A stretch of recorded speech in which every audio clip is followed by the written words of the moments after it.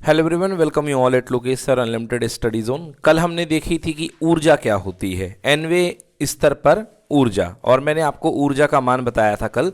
बहुत डेरिवेशन करा था हम लोगों ने काफ़ी सारे कल। और मैंने टोटल एनर्जी जब आपको निकलवाई थी, याद कीजिए, टोटल एनर्जी आई थी -RCH इंटू 1/n²। अपनी अपनी कॉपी में देख लीजिए अगर आपने लिखा है तो, -RCH इंटू 1/n²। क्यों, यही आई थी ना, -RCH 1/n²। आर जहां पे रेडबर्ग स्थिरांक था, और सी और एच की वैल्यू सॉल्व करने के बाद मेरे पास एनर्जी का फाइनल डेरिवेशन कितना आ गया था, -13.6 अपॉन कितना, n²। अब बच्चों मैं आपको बता दूं कि ये मैं हाइड्रोजन नाभिक के लिए कर रहा हूं, क्योंकि अगर आप हाइड्रोजन नाभिक के लिए नहीं करेंगे तो यहां पे कितना आता था, जेड², है ना। जेड² आता था कि जेड आता था, जरा देखिए, जेड आता था। चेक कर लेता हूं भाई मैं।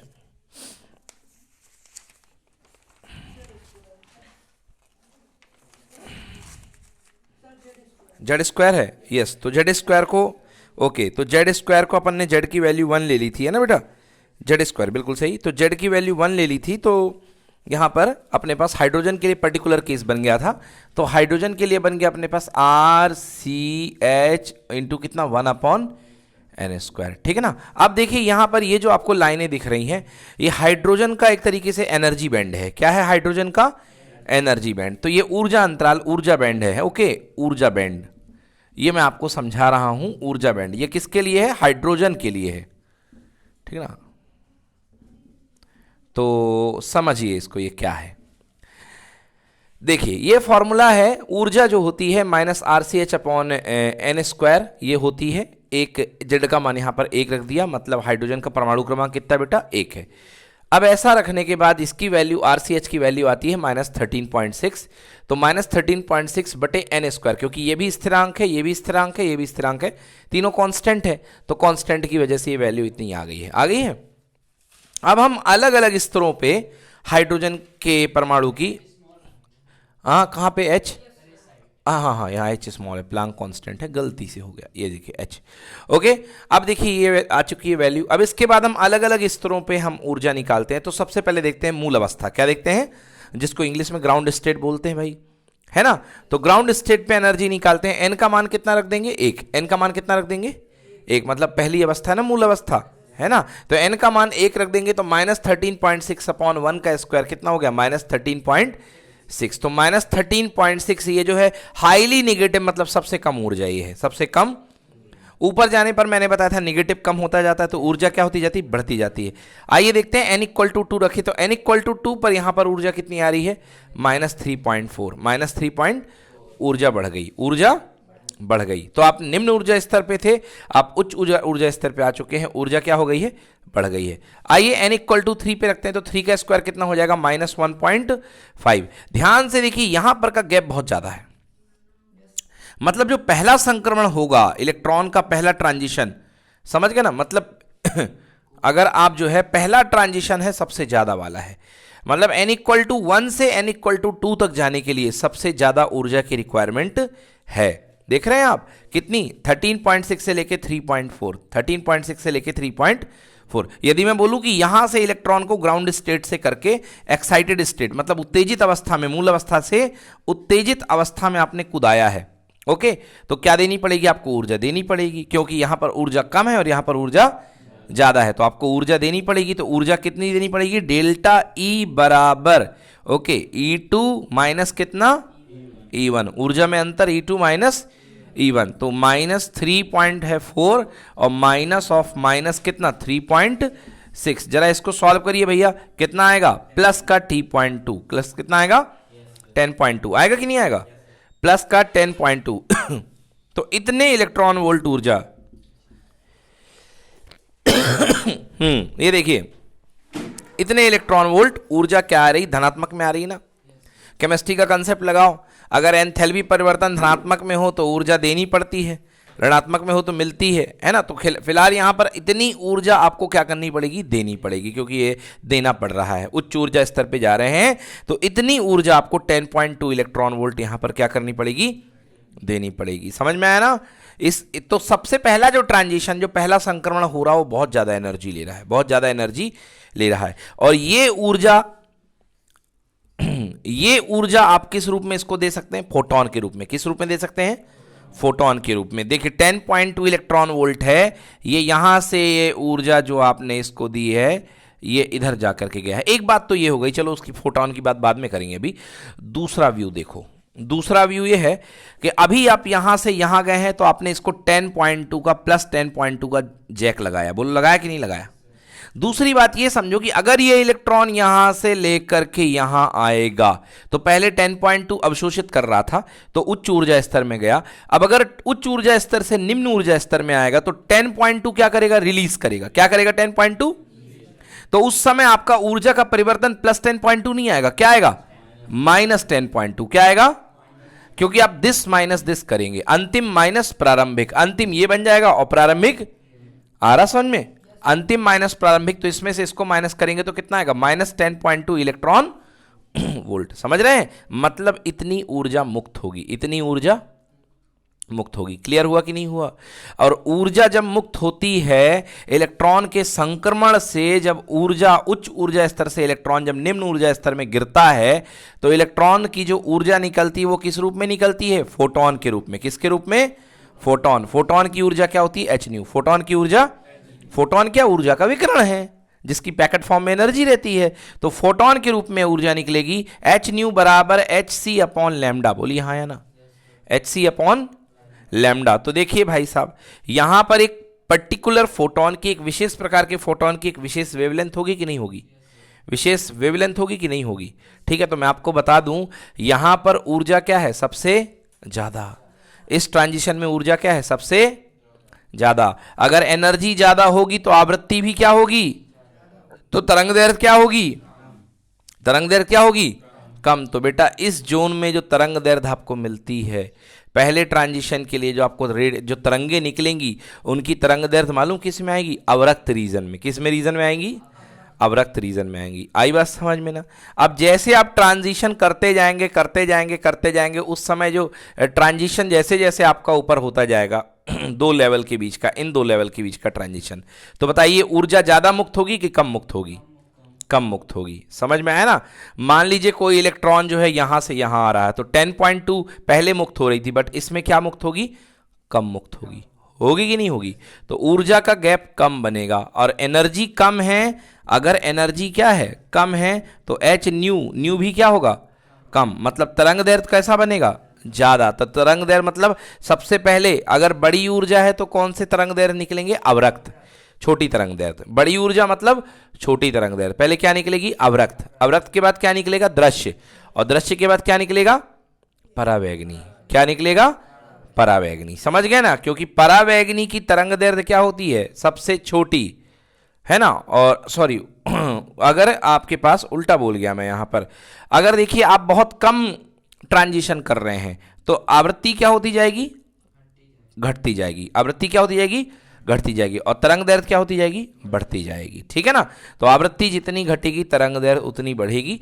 अभी न्यूमेरिकल आएंगे तो ये बहुत अच्छे से क्लियर होगा। फिलहाल आप इसको दो लेवल में समझिए कि जब आप यहां से यहां जाएंगे तो आप इसको 10.2 इलेक्ट्रॉन वोल्ट देना पड़ता है, और जब आप यहां से यहां आएंगे तो 10.2 इलेक्ट्रॉन वोल्ट आपको वापस मिलेगा।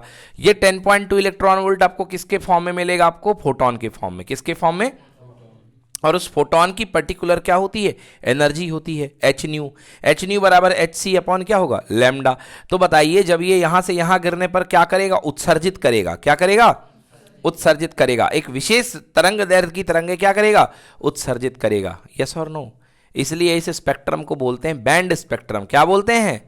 Band spectrum. रदरफोर्ड ने कहा था सभी प्रकार की तरंगें निकलेंगी, मगर यहां पर एक निश्चित आवृत्ति, निश्चित तरंग दैर्ध्य जो यहां से यहां तक का गैप है वही वाली तरंग निकलेगी और कोई तरंग नहीं निकलेगी। आई बात समझ में? क्लियर हो गया?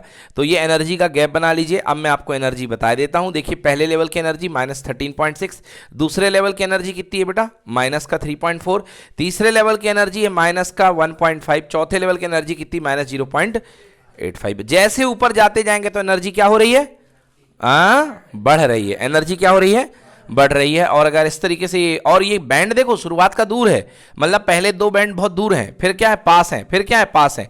फिर एनर्जी का इनका जो अंतर है वो कमता जाएगा। क्या होता जाएगा? कमता जाएगा। और बाद वाले स्तर एकदम पास पास आ जाएंगे और फाइनली इन्फिनिटी पर बताइए एनर्जी कितनी हो जाएगी? जीरो। कितनी हो जाएगी? जीरो। तो इसको बना लीजिए, ये एक तरीके की आपकी एनर्जी डायग्राम है। ये जो आपका बना है ये हाइड्रोजन का एनर्जी स्पेक्ट्रम है या एनर्जी बैंड डायग्राम है, बना लीजिए। अब इसमें हम पढ़ेंगे तरंग दैर्ध्य कितनी निकलेगी। आपके अंदर ये जानने की इच्छा हो रही होगी कि सर ये तो पता आ गया हमें कि तरंग दैर्ध्य निकलेगी, तरंग दैर्ध्य का अवशोषण होगा जब निम्न से उच्च जाएगा, और जब उच्च से निम्न आएगा तो तरंग दैर्ध्य का क्या होगा? उत्सर्जन होगा। अब वो तरंग दैर्ध्य क्या है भैया? अब हम जानने वाले हैं कि वो तरंग दैर्ध्य क्या है। ठीक है, चलिए देखिए, अब हम क्या निकालने जा रहे हैं कि तरंग दैर्ध्य जो होगी वो कितनी होगी।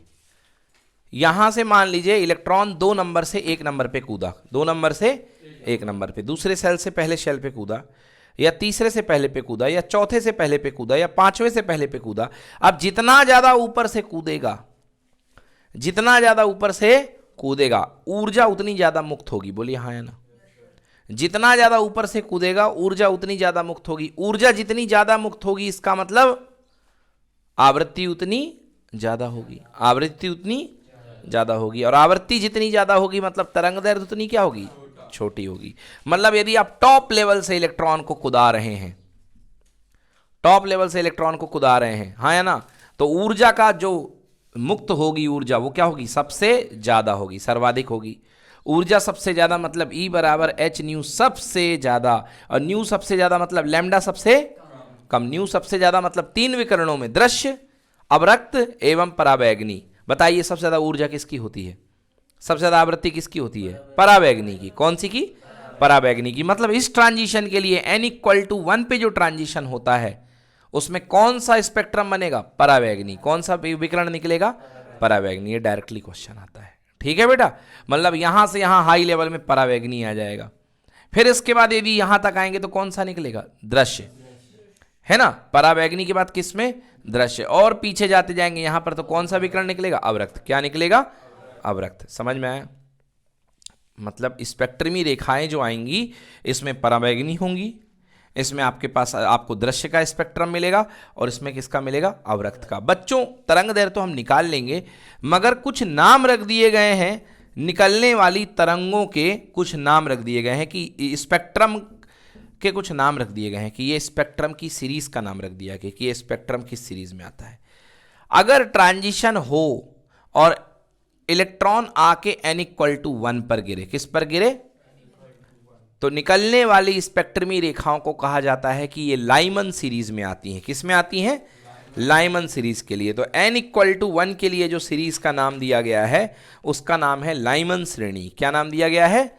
लाइमन श्रेणी। जी हाँ, उससे कोई मतलब नहीं है। आप इन्फिनिटी से गिराएं, 7 से गिराएं, 6 से गिराएं, 5 से गिराएं, कहीं से गिराएं, बट गिराएं किस पे?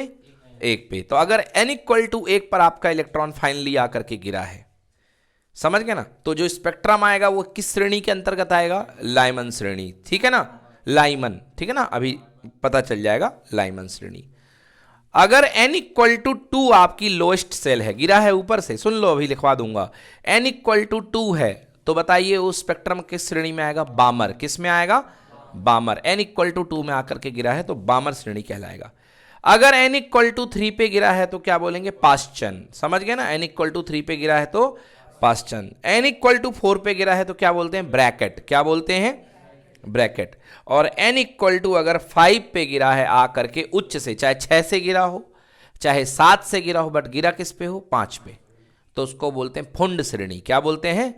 फुंड श्रेणी। अब आइए हम इन श्रेणियों के निकालते हैं कि इनकी तरंग दैर्ध्य क्या होगी। ठीक है ना? हेडिंग डालिए। क्या हेडिंग डालना है भैया? उत्सर्जित विकिरण की तरंग दैर्ध्य। अगर विकिरण जो है उत्सर्जित होगा, कब उत्सर्जित होगा? जब इलेक्ट्रॉन उच्च ऊर्जा स्तर से निम्न ऊर्जा स्तर में आएगा, तो उत्सर्जित विकिरण की तरंग दैर्ध्य निकालने वाले हैं हम देखेंगे कि उत्सर्जित विकिरण की तरंग दैर्ध्य कितनी होगी। एनर्जी आपने निकाल ली, ठीक है। अब एनर्जी, अच्छा एक चीज भूल गया मैं, एनर्जी का गैप, चलो हालांकि वो यहीं पर आ जाएगा, ऐसी कोई बात नहीं है। एनर्जी का गैप एक बार लिख लो, delta E. Delta E equal to E2 minus E1 है ना। देख लो, मान लो बेटा आपके पास लोएस्ट सेल है En1 और हाईएस्ट सेल है En2।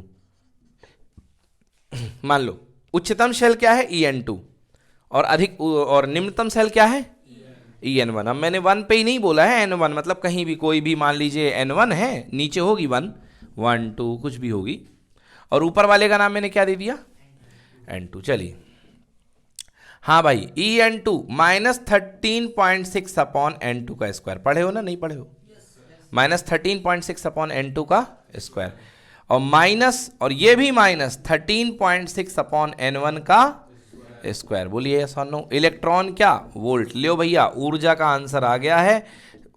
ऊर्जा में परिवर्तन, कितनी ऊर्जा मुक्त होगी? देखिए अधिक से हाई से लो में जंप कर रहा है, कितनी ऊर्जा मुक्त होगी? माइनस माइनस क्या हो गया प्लस, तो ये हो जाएगा 13.6 अपॉन N1 का स्क्वायर और माइनस 13.6 अपॉन N2 का स्क्वायर। 13.6 क्या ले लीजिए कॉमन, आंसर लिखिए 1 upon N1 square minus 1 upon N2 square electron volt. ये है बच्चों मुक्त ऊर्जा या ऊर्जा में परिवर्तन। ठीक है, ये भी बहुत काम में आता है। कई बार निकालने को आ जाता है कि इलेक्ट्रॉन जो है हाइड्रोजन मॉडल में, और सब कुछ हाइड्रोजन मॉडल चल रहा है क्योंकि जेड का मान सब मैंने 1 ले रखा है। देखो जेड की कहीं पर चर्चा नहीं हो रही है, तो जेड का मान क्या है यहाँ पे 1 चल रहा है, इसलिए सबका सब हाइड्रोजन मॉडल है। तो हाइड्रोजन मॉडल में अगर 6 से लेके 7 से लेके 6 पे कूदा है तो कितनी ऊर्जा मुक्त होगी? तो यहाँ पे रखेंगे 6, यहाँ पे रखेंगे 7। ठीक है ना।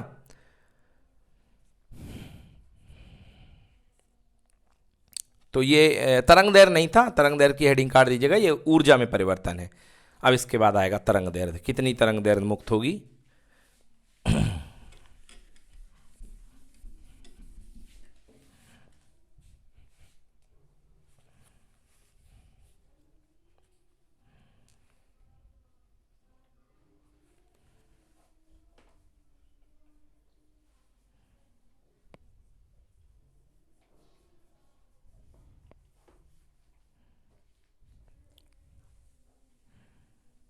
ओके डन, चले आगे लिख लिए। ठीक है, हाँ अब हेडिंग डालिए उत्सर्जित विकिरण की तरंग दैर्ध्य। उत्सर्जित विकिरण की तरंग दैर्ध्य,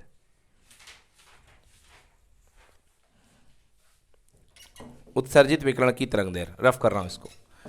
तो हम ऊर्जा का जो डेरिवेशन हमने निकाला था विदाउट आर वाला, सॉरी विदाउट 13.6 वाला, आर तो था उसमें, विदाउट 13.6 वाला, उसके हिसाब से यदि चलते हैं, मान लीजिए कि 2 लेवल हैं, एक है N1 और एक है N2, और N2 वाला ऊर्जा स्तर ज़्यादा होगा, N2 पर एनर्जी होगी En2 और N1 पर एनर्जी होगी क्या इतना En1। ठीक ना। इलेक्ट्रॉन जो है ट्रांजिशन करता है N2 से N1 में आता है, तो क्या लिखेंगे? ऊर्जा का अंतर डेल्टा E बराबर हो जाएगा En2 माइनस En1। चलिए En2 का मान मैं लिख रहा हूं, आप लोग को याद होगा, minus RCH Z square upon N2 का स्क्वायर, ये होता है माइनस, यहां पे भी minus RCH Z square upon कितना N1 का स्क्वायर। मैं सेम परमाणु की बात कर रहा हूं इसलिए जेड तो सेम होगा ही, और 2 अलग अलग परमाणु Z1 Z2 तो हो ही नहीं सकते, क्योंकि जो भी होना वो एक ही इलेक्ट्रॉन, एक ही एटम में होना है। चलिए यहां से देखिए, यदि मैं यहां से RCH कॉमन ले लूं, क्या ले लूं भैया? RCH common, RCH Z square यदि मैं कॉमन ले लूं, तो यहां पे मेरे पास बच जाएगा, ये माइनस माइनस क्या हो जाएगा बेटा प्लस, तो 1 upon N1 square minus 1 upon N2 square. ये मेरे पास ऊर्जा का समीकरण आ चुका है। अब देखिए ये जो ऊर्जा है, जब इलेक्ट्रॉन हाई से लो पे कूदेगा तो इस ऊर्जा को किसके रूप में मुक्त करेगा? फोटोन के रूप में। किसके रूप में? और उस फोटोन की एनर्जी क्या होगी? H new. क्या होगी एनर्जी? अभी हमारे पास ऊर्जा है, हम चलते जा रहे हैं किसकी तरफ? धीरे धीरे फोटोन की तरफ।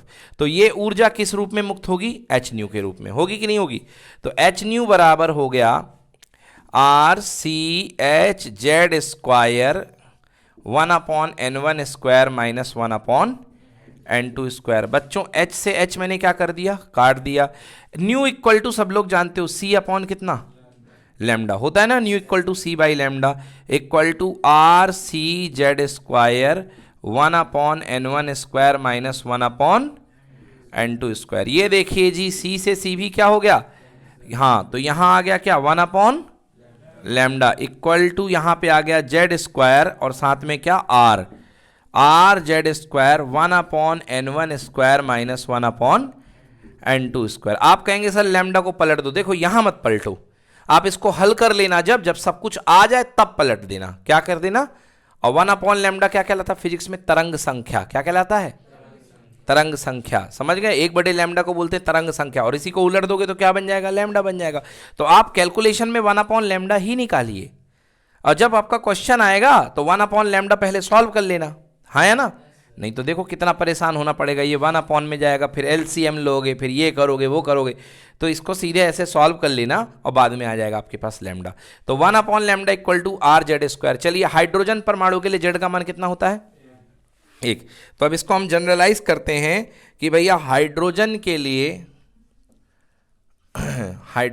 लिए जेड का मान कितना होता है, 1। सो 1 अपॉन लैम्डा इक्वल टू 1 इसकी जगह रख दिया। बोलिए हाँ, केवल क्या बचा आर, क्या बचा R 1 upon n1 square minus 1 upon, बेटा इसको हल करके बताइए तरंग दैर्ध्य निकाल सकते कि नहीं निकाल सकते।